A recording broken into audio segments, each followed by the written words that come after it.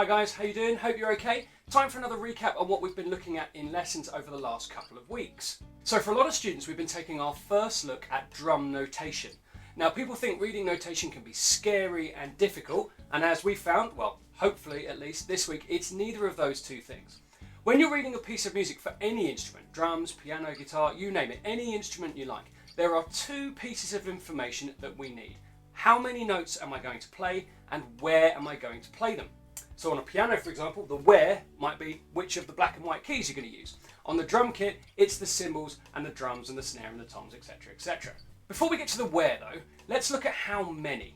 So we looked at two types of notes this week, crotchets or quarter notes and quavers, which are also known as eighth notes. They've got two names which can be a little bit confusing. It doesn't matter which one you use. In Europe we tend to stick with crotchets and quavers traditionally, but more and more now we hear quarter and eighth notes, which is originally an American term for the same things. Crotchets are counted 1, 2, 3, 4 and they are not joined up. Quavers are counted 1 and 2 and 3 and 4 and they are joined up. There's a horizontal line, that line can be at the top or it can be underneath the notes. The little plus sign is short for and. It's a little bit tricky to write the word and sometimes over every single note, and we're quite lazy to be honest with you, and it's easier writing the plus sign, so we'll do that. When you're practicing this week, try and really familiarise yourself with the two different types of notes. Play them on just one drum, perhaps the snare drum. Crotchets 1, 2, 3, 4 and quavers are connected. There are twice as many quavers as there are crotchets, so you will need to move twice as quick to fit twice as many notes in. I use the word twice quite a lot there. Hopefully that makes sense. So crotchets 1 beat, quavers half a beat. You need to move twice as quickly to get those quavers in the same space of time. So that's the how many taken care of. Now let's look at the where. So drum notation is written on the same music as piano, guitar and lots of other different types of instruments. We've got 5 lines and 4 spaces. This is called a stave or again a staff. You'll find quite a few things in music have 2 names. You don't need to learn both of them, just pick the one that is easiest for you to remember, that's fine. Each one of the lines and each one of the spaces on the stave represents part of the drum kit. Now it kind of follows a logical pattern, well I think it does anyway, so I'll go through it again and you can tell me in the comments whether or not you agree with me. The bass drum or kick drum is at the bottom of the music, it's on the bottom space because it's at the bottom of the drum kit, it's the lowest drum and it's on the floor. Tom 3 goes on the 3rd space because it's the next lowest drum and it's also the 3rd tom. The snare drum goes on the 2nd space down, as near to the middle of the stave as we can get it. Because on a drum kit, the snare drum is supposed to be as close to the centre as you can, but obviously our legs get in the way so it's not always dead centre, sometimes it's slightly off to the left or right. Tom 2 is the only drum that goes on a line, it's on the 2nd line down from the top because it's the 2nd tom. Tom 1 or high tom goes in the top space or the highest space, again because it's the highest tom on the drum kit. Now cymbals are written as an X, so we can see there's a clear difference between drums and cymbals, the round circular black notes and the X's. So it's quite easy to tell cymbals and drums apart. There are 3 different types of cymbal on the drum kit. There's actually 4 different ways to write it, but we're only going to look at 3 for now. You have the hi-hat, which sits on top of the stave. You have the ride cymbal, which goes through that line. So the first line, the top line, is going through the middle of the X, sort of cutting it in half. And the crash cymbal has its own extra line right at the top of the stave, because on the drum kit, as you can just about see here in the corner, the crash cymbal is the highest part of the drum kit. It's above everything else. So your first step is to commit these pieces of information to memory. The how many, the crotchets and quavers, or quarter and eighth notes, and the where, the different parts of the drum kit and where they live on the stave. Spend some time reading those each day. What you can do is write out the notes and then put the names underneath. Writing something out and then having to think about it and name it is a really good way of memorising information. One other thing that we looked at with drum notation is that funny looking percent sign. That means repeat previous bar or the bar before. We do an awful lot of playing the same thing on the drums. We repeat grooves quite a lot and we'll often play patterns that are the same. It's very different to playing a melody line on something like the piano where it's constantly changing. For that reason, we have these repeat previous bar markings. It's also very handy if you've got a lot of music. Page turning on the drums when you've got sticks in your hand is very, very tricky. So we try and condense or squish, as one of my students said today, I like that word, squish the music down into a smaller form so it fits on 1 or 2 pages so we don't have to keep turning them over. Something else that students have been looking at this week are the backing tracks that go along with the Linear Matrix series 8th Note Edition. A big thank you to Louis, who was the one who wrote all of these tracks and named them.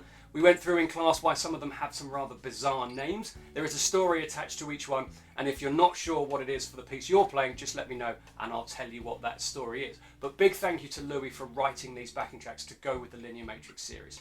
So the pieces we've been looking at are Big Stadium and $2. They have the same structure, A, B, A, B, C. Section A is always played twice, and so is section B, but section C at the end is played 4 times. I recommend that you take each section one at a time, so work through section A on its own, make sure that you're happy with all the different bars before moving on to section B and C and so on. Be careful for the second bar in each phrase. There is a change in the second bar, and that's true for all the sections for both pieces, so watch out for that second bar in each of the phrases. There's 2 different types of fills in both of the pieces. We have linear 8th note fills, exactly the same as you'll find in the linear 8th note matrix, and we also have a unison note fill. Unison notes are where you play 2 or more drums at the same time. So in this case, it's our right and left hand on tom 3 and the snare drum. There's also a funny looking diagonal line underneath the bar. This is called a crescendo. It means get louder. Now how we get louder on the drums, most people think, well, just whack it harder. Well, you can, but that's a very difficult way of measuring it. When we're talking about volume, or the musical term for volume, which is dynamics, for drums, it's all about stick height. So if you want to play soft or quiet notes, we keep the sticks nice and low to the drum heads. And if we want to get louder, we raise those sticks up. And as we do so, the volume will go up as well. So here are both of the pieces that we've been studying in class. I'll put the music underneath as I play them as well.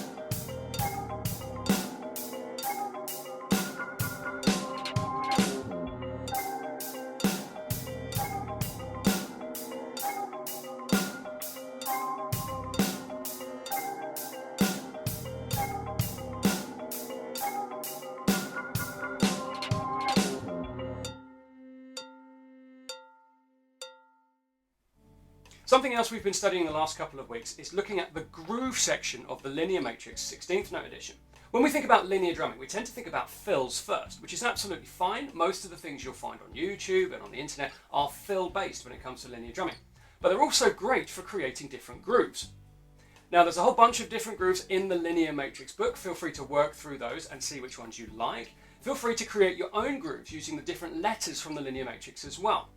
Here's the first linear groove from the 16th note addition book.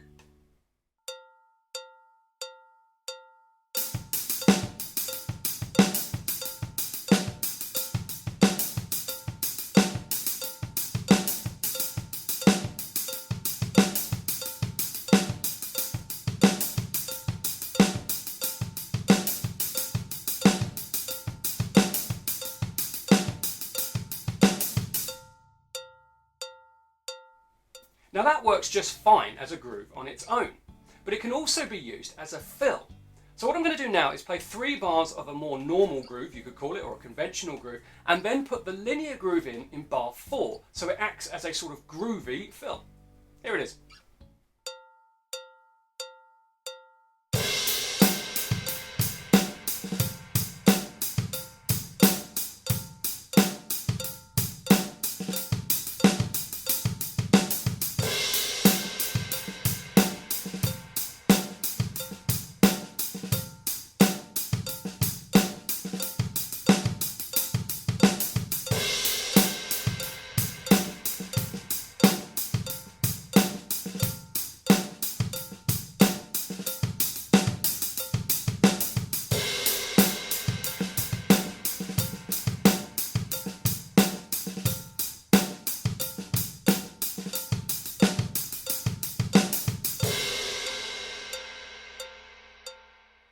I love using linear grooves as fills. It sounds a bit weird to say I like using grooves as fills, but when you're playing on the hi-hat, the bass drum, the snare drum, or the ride cymbal, the snare and the bass drum, don't forget all of these grooves can be moved to any cymbal you like.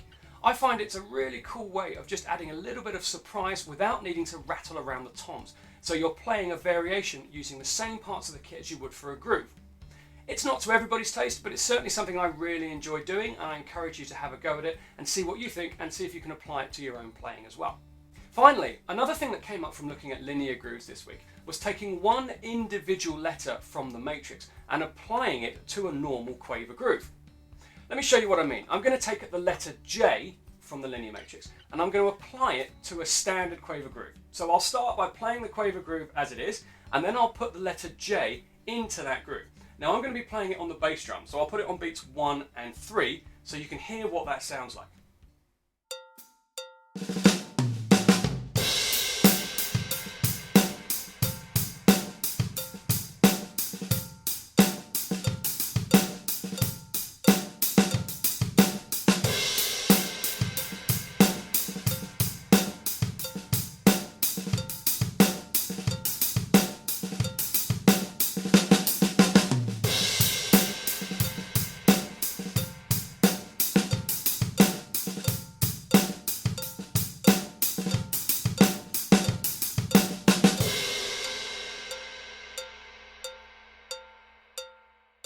This is a really nice way to add variations to your groove. So the entire groove isn't strictly speaking linear, but it does have a linear component within it. So it just adds variation and makes what we're playing slightly more interesting and a little bit unexpected as well.